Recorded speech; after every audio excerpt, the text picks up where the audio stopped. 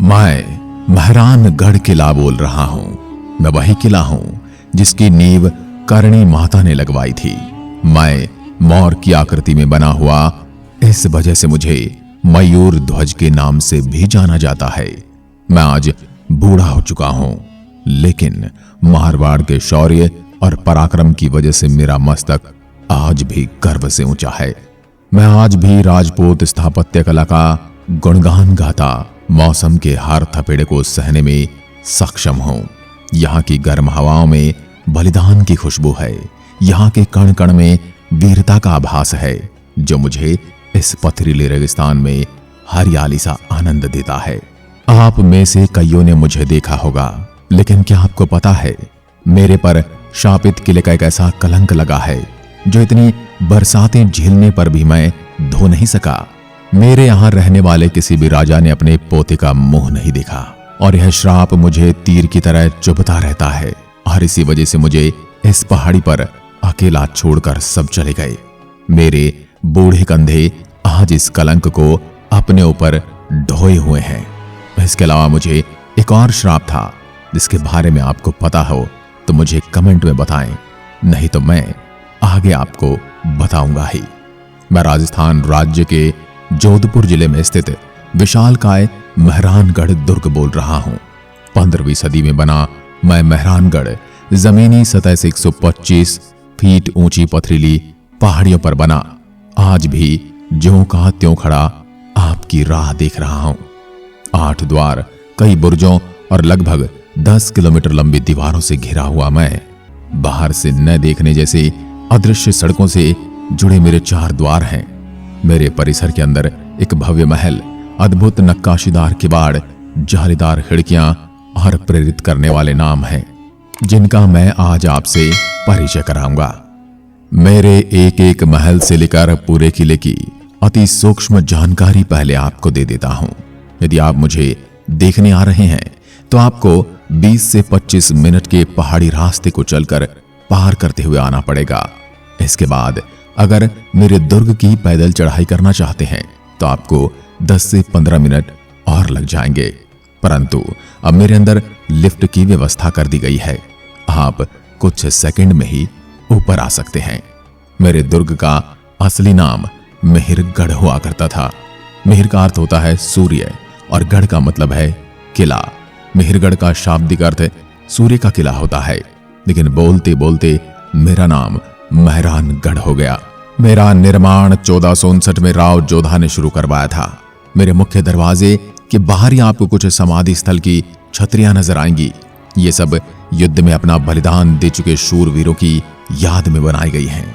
राष्ट्र और मेरे इस दुर्ग के लिए अपना बलिदान देने वाले ठाकुर चौहान श्याम सिंह, ठाकुर खींची दुर्गादास के साथ सभी शूरवीरों को मैं शत शत नमन करता हूं। जब मैं जयपोल नामक मुख्य द्वार में से अपने दुर्ग के अंदर आप सभी को प्रवेश करते हुए देखता हूं, यह सबसे बड़ा और विशाल दरवाजा है, जिसमें हाथी भी आ सकता है।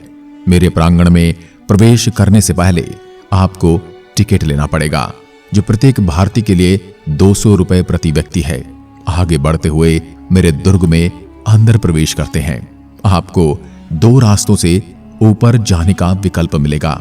जो उम्रदराज हैं उनसे मैं यही निवेदन कहूंगा कि आप कुछ पैसे खर्च करके लिफ्ट के माध्यम से ऊपर जाइए। वहीं जवानों के लिए चलकर जाना सबसे बेहतरीन होगा। अब मैं दिखाता हूं मेरा 1.5 कांगड़ा पोल, जिसको लखन पोल के नाम से भी जाना जाता है। राजशाही के दौर में ये मुख्य पोल यानी कि मुख्य दरवाजा हुआ करता था। ये जो आप लखन पोल और मेरी दीवारों पर छेद के निशान देख रहे हैं, ये एक युद्ध की कहानी बयान करते हैं। दोस्तों, हुआ यूं कि सन 1808 में किसी के बहकावे में आकर जयपुर के उस समय के महाराज जगत सिंह ने मुझ पर चढ़ाई कर दी और जोधपुर नगर पर कब्जा कर लिया और मेरे पूरे दुर्ग को चारों ओर से घेर लिया। मेरे दुर्ग के आसपास मुझे बचाते हुए, मेरी रक्षा करते हुए अनेक सैनिक और योद्धा वीरगति को प्राप्त हुए थे, लेकिन मुझे छोटी मोटी खरोंचों के अलावा कोई आंच नहीं आने दी। युद्ध चलते चलते शत्रु के पांव उखड़ने लगे और शत्रु दल की सेनाओं ने हार स्वीकार कर ली। लेकिन उस लड़ाई के दौरान तोपों के गोले से मेरे घाव आज भी आप यहां महसूस करोगे, जिन्हें आज तक कोई भर न सका। मेरी मनमोहक छवि को देखते हुए अब मैं आपको भूतिया कहानी सुनाता हूं, जिस कारण से मेरे इस दुर्ग को एक श्रापित किला कहा जाने लगा था।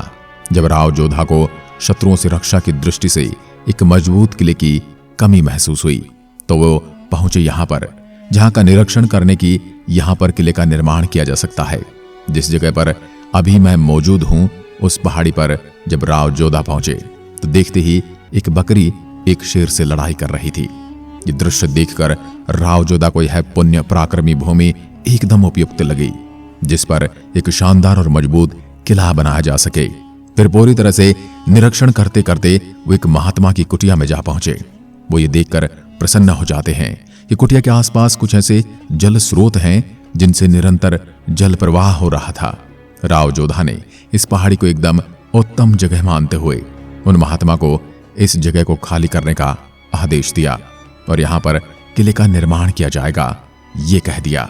परंतु महात्मा ने इस बात से मना कर दिया, लेकिन राव जोधा नहीं माने और किले का निर्माण शुरू हो गया। ये देखकर महात्मा क्रोध में आ गए और श्राप दे दिया कि हे राजन, जिस पानी को देखकर आपने यहां किले का निर्माण शुरू करा है, मेरी तपस्या में विघ्न डाला है, वही पानी के लिए जोधपुर बूंद बूंद के लिए तरसेगा। और उन्होंने अपनी कुटिया का स्थान बदलकर कहीं दूसरी ओर ले गए। और फिर वही हुआ जैसा श्राप था। मेरे निर्माण के शुरुआती दौर में ही उन जल स्रोतों से पानी आना बंद हो गया। राव जोधा उस श्राप से डर गए और महात्मा से जाकर क्षमा मांगी और इस श्राप से बचने का उपाय मांगा। तब महात्मा ने कहा कि हे राजन, इस श्राप को खत्म करने के लिए राव जी कि किसी आदमी को इस किले के निर्माण के साथ इसकी नींव में अपनी इच्छा से जीवित बलिदान देना होगा। लेकिन कई दिन बीत गए, कोई भी इसके लिए तैयार नहीं हुआ। तब राव जोधा ऐसे व्यक्ति को ढूंढते रहे जो अपनी बलि दे सके। लेकिन तब एक बलिदानी शूरवीर राजा राम नामक व्यक्ति अपने प्राणों का बलिदान देने आगे आए। तब एक शुभ दिन और शुभ घड़ी देखकर राजा राम को जिंदा नींव के अंदर बलिदान देकर मेरे दुर्ग की नींव रखी गई।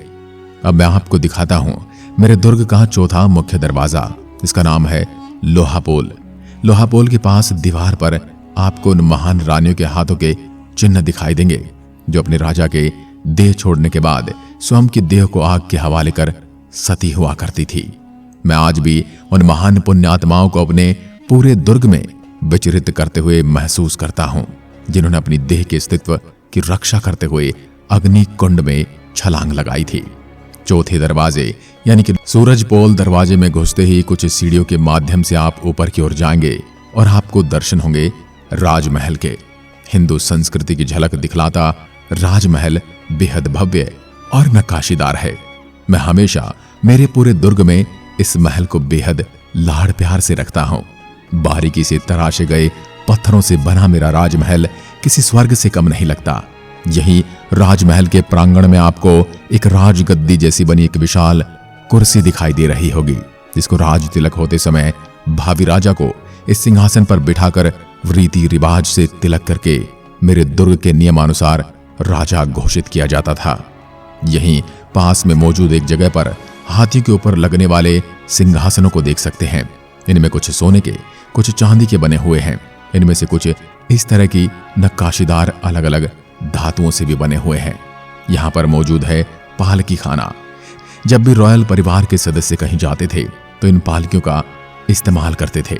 इनमें प्रमुख पालकियां हैं रानियों के लिए इस्तेमाल की जाने वाली पालकी आप जरूर निहारते हुए आगे बढ़ेंगे। एक स्पेशल और खास पालकी भी है जो सिर्फ शादियों में नव विवाहित वधू की डोली के तौर पर इस्तेमाल की जाती थी। दौलत खाने को दिखाते हुए अब मैं मेरे दुर्ग में स्थित एक सोने की पालकी दिखाता हूं। आप इसको प्यार से देखेंगे तो आपकी नजर नहीं हटेगी।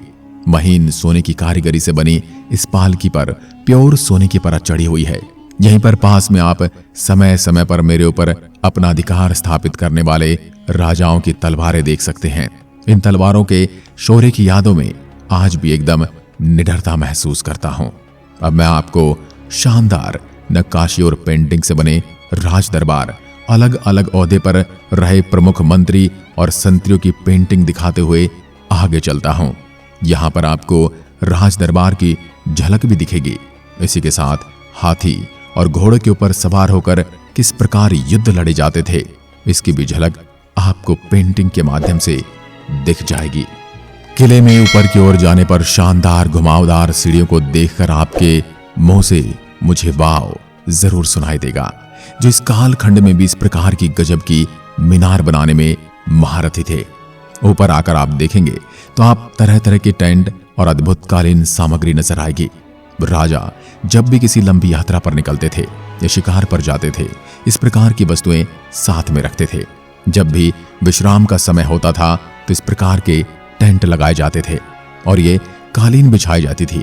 इस प्रकार शाही परिवार के सदस्य विश्राम करते थे।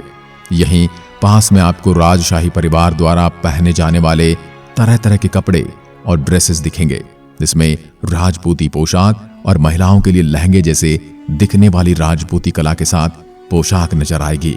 साथ ही उस समय के बने नक्काशीदार पर्दे और बाकी वस्तुएं दिखेंगी। महाराजा अजीत सिंह का शयन कक्ष दिखाते हुए मुझे हर्ष हो रहा है, क्योंकि उन्होंने मेरे दुर्ग पर 1669 से लेकर 1724 तक शासन किया था। इस कमरे को शीश महल के नाम से जाना जाता है। इसकी खासियत यह है कि इसके चारों ओर शानदार शीशों को पूरे कमरे की छत से लेकर दीवारों पर उकेरा गया है।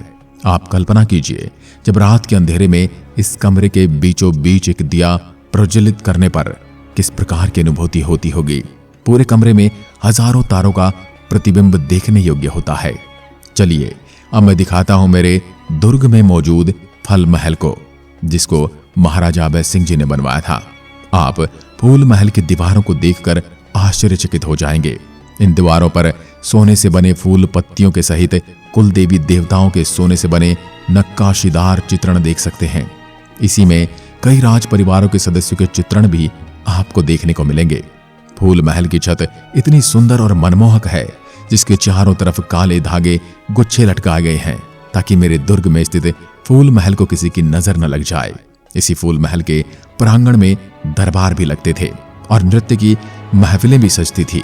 इसके मनमोहक दृश्य को देखकर आपको भी छन छन करते घुंघरू की आवाज महसूस होने लगेगी। अब मैं दिखाता हूं मेरे दुर्ग में स्थित अर्थशास्त्र गृह। इस शास्त्र गृह में मौजूद हथियारों को देखकर आपको युद्ध की भयानकता और बलिदानियों के पराक्रम को महसूस करने का मौका मिल जाएगा। देखिए, मेरे शास्त्र भंडार में तरह तरह के भाले नुमा चाकू, विरोधी सैनिकों को पकड़ने के लिए तरह तरह के हथियार, छुपाकर ले जाने वाले हथियार, तीर कमान, छोटी और बड़ी तलवारें, बंदूकें जो शानदार नक्काशियों से जड़ी हुई हैं। इसके अलावा खंजर, कतार, ढाल, हेलमेट, कवच, छड़ी जैसे हथियार मौजूद हैं। अब मैं दिखाता हूं अपने दुर्ग का विशेष राजभवन। इसका निर्माण महाराज तख्त सिंह जी ने करवाया था। इनका शासनकाल 1843 से लेकर 1873 तक रहा। उन्होंने मेरे इस भवन का निर्माण उनके रहने के लिए करवाया था। मेरे इस महल में आपको हिंदू पद्धति से बनी नक्काशियों के साथ साथ ब्रिटिश काल की कला भी महसूस होगी। ये वही महाराजा तख्त सिंह थे, इस राजघराने के जो आखिरी राजा थे, जिन्होंने मेरे दुर्ग को अपना निवास स्थान बनाया। इसके आगे ले चलने पर आपको बेहद ही सुंदर नक्काशीदार खिड़कियां और दरवाजे मिलेंगे, जिसमें आपको राजपूती शान और कलाकृति की मजबूत खूबियां मिलेंगी। यहीं पर एक छोटी बालकनी है, जिसमें से आपको पूरे जोधपुर शहर की सुंदर और मनमोहक मनोहर छवि देखने को मिलेगी। अब मैं आपको दिखाता हूं मेरे दुर्ग में मौजूद जनाना भवन। यहाँ पर राजशाही परिवार की महिलाएं रहा करती थी। यहाँ पर राजशाही परिवार के अलावा किसी भी पुरुष को आने पर सख्त मनाही हुआ करती थी। इस भवन में रानियां, राजमाताएं और राजकुमारियां रहा करती थी। महल में किसी के जन्मदिन या छोटे मोटे किसी भी प्रकार के अवसरों को रानियों के निजी खर्च से मनाए जाते थे। रानियां ही इन अवसरों का नियंत्रण किया करती थी। इन खर्च को वहन करने के लिए रानी को कुछ गांव आवंटित किए जाते थे, जिससे रानियां इन खर्च को वहन कर सकें। रानियां शिकार और शतरंज जैसे खेलों में खूब बढ़ चढ़कर भाग लेती थी। यहीं पर मोती महल नाम से मेरे दुर्ग का सबसे बड़ा भवन है। इस भवन में लगे खिड़की, दरवाजे और सोने की पत्तियों से बड़ी अजब गजब डिजाइन सुंदरता में चार चांद लगा देते हैं। थोड़ा आगे चलने पर मेरे दुर्ग में स्थित बहुत प्राचीन मंदिर मिलेगा, जिसमें स्वयं श्री कृष्ण जी विराजमान है। इनकी छत्र छाया में आज भी मैं ज्यों का त्यों खड़ा हूं। थोड़ा आगे चलने पर आपको बहुत ही बड़ी बड़ी भोजन पकाने वाली कढ़ाइयां नजर आएंगी। जो राज शासन प्रणाली के समय उपयोग में लाई जाती थी। अब मैं लिए चलता हूं अपने दुर्ग के ऊपरी भाग में। मेरे दुर्ग के चारों ओर इस प्रकार की कई तोपों को लगाया गया था ताकि उस समय किसी भी प्रकार के हमले से मेरे दुर्ग को बचाया जा सके। इन तोपों की गर्जना आज भी मैं महसूस करता हूं और मुझे इन पर गर्व भी है। हिंदू धर्म के अनुसार शस्त्रों को भी पूजा जाता है, इसलिए मेरे ये तोपें अति पूजनीय हैं, जो मेरी रक्षा भी करती हैं और आने वाले शत्रु के मन में भय भी प्रकट करती हैं। यदि आप थोड़ा नीचे मेरी ममेरी इष्ट देवी कुल देवी चामुंडा देवी विराजमान है। इस सुंदर नकाशीदार मंदिर में मौजूद प्रतिमा को मेहरानगढ़ के शासकों द्वारा अपनी पूर्व राजधानी मंडोर से यहां लाकर स्थापित किया गया था। प्रत्येक हिंदू की कुलदेवी होती है और कुलदेवी मां का महत्व आप सभी जानते ही होंगे, इसलिए मैं अपने दुर्ग की कुलदेवी को शत शत नमन करते हुए आगे बढ़ता हूं। मेरे दुर्ग के ऊपरी हिस्से पर जाकर आप जोधपुर शहर को देखेंगे तो नीले समुद्र सा दिखाई पड़ेगा। शहर को पूरी तरह से निहारने के लिए मेरे दुर्ग का सबसे ऊपरी हिस्सा उपयुक्त है। यहाँ पर मैं कई जनों को जोधपुर शहर के साथ सेल्फियां लेते हुए रोजाना देखता हूँ।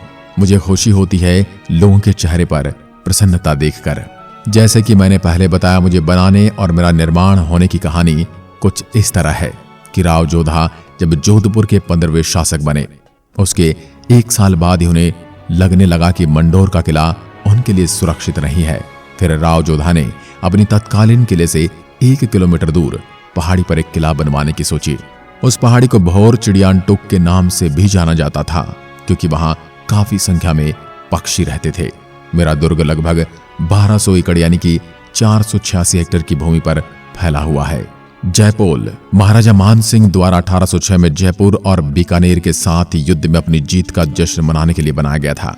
वहीं 1707 में मुगलों पर जीत का जश्न मनाने के लिए बनाया गया फतेहगढ़ पोल, 1.5 कामगरा पोल, जो अभी भी तोप के गोले से बमबारी के निशान को सहन करता है। लोहा पोल, जो कि किले परिसर के मुख्य भाग का अंतिम द्वार है। अंतिम बाईं और उन रानियों के हाथ के निशान सती चिन्ह है, जिन्होंने 1843 में अपने पति महाराजा मान सिंह की चिता पर आत्मदाह कर लिया था। तो मेरे प्यारे भाइयों और बहनों, ये था मेरा सुनहरा इतिहास, जिसके बारे में मैंने खुद आपको बताया है। यदि आप मुझे निहारने आना चाहते हैं तो मैं आपके स्वागत के लिए पलके बिछाए हमेशा के लिए तत्पर हूं। और मेरी आत्मकथा आपको कैसी लगी कमेंट में लिखकर जरूर बताइएगा। एक बार फिर मिलता हूं, तब तक के लिए नमस्कार। जय हिंद, जय भारत।